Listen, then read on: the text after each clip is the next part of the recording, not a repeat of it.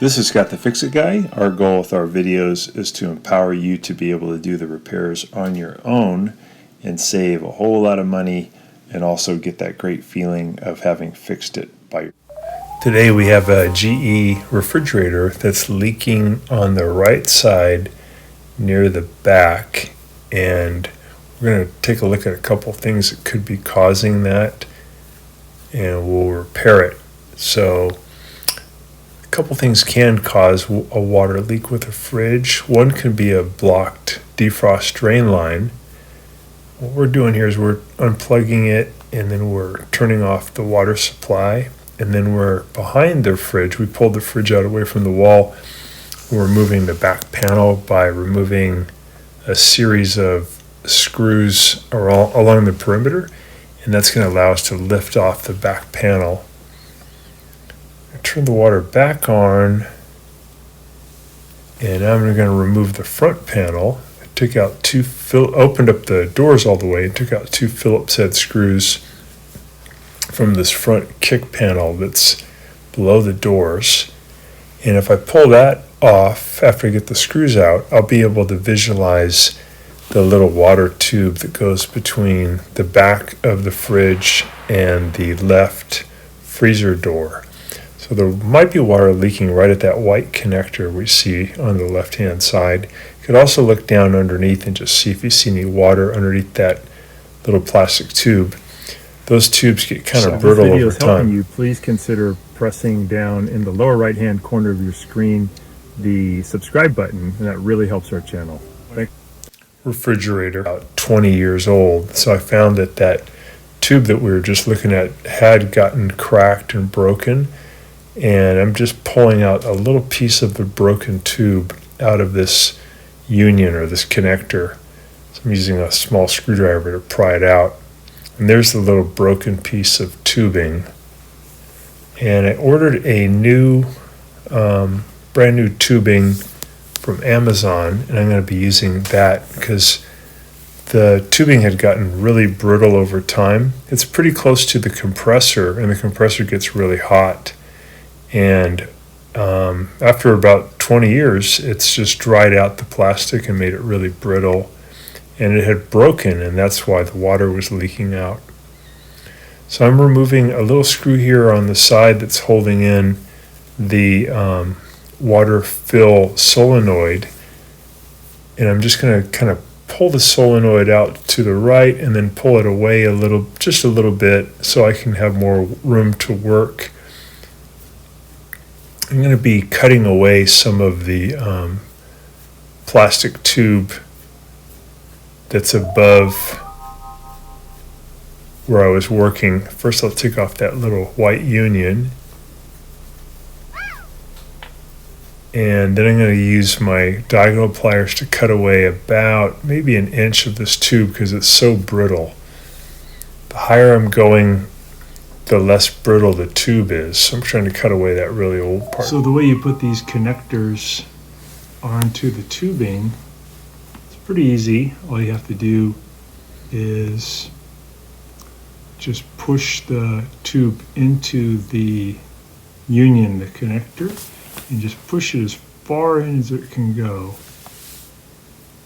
And then you'll have a nice secure watertight connection.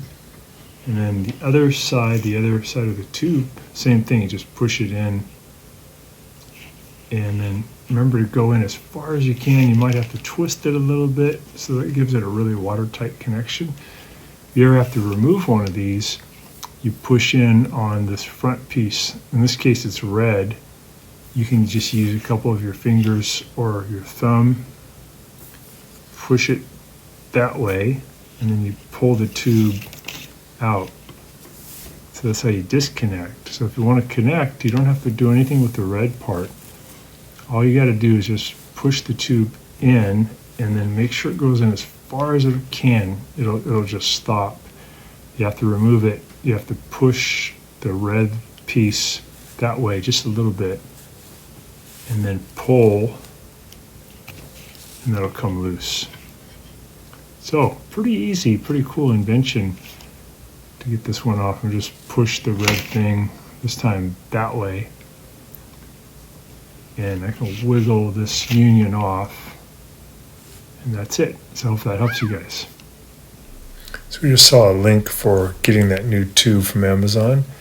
And if we look over here to the right, we can see a close-up of how that tube from the top was cut, and then we put the union on, and then there's the brand new tube that's going down, and that's going out toward the front of the refrigerator to the freezer door. So that cured the leak because we replaced that bottom tube that was going all the way to the freezer door that was cracked. We're putting the fill solenoid back into position, then adding the screw back in.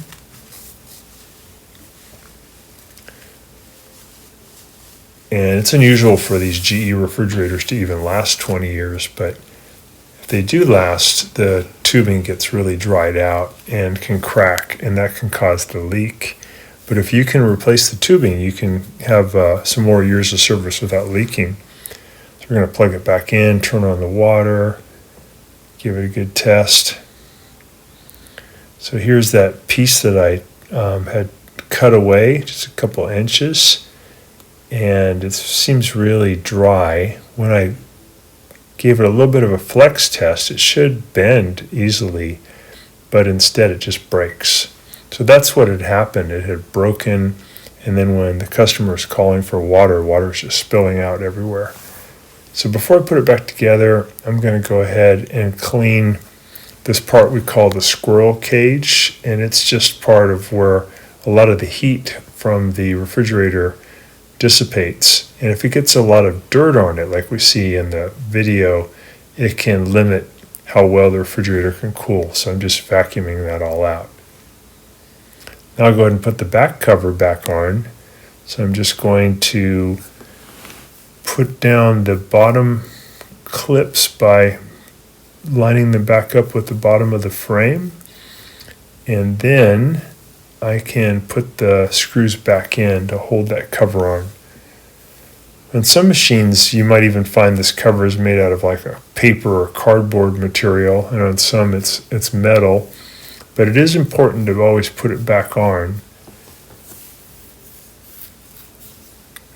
And it's part of what's helping air to flow in to keep the refrigerator cool. Just getting those screws back in.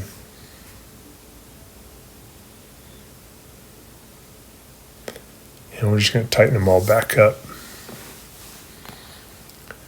It's good to keep your refrigerator maybe, if you can, about a foot away from the wall so there's some more room for airflow, and that can help it to last longer, and it saves electricity because it's able to get rid of the heat better.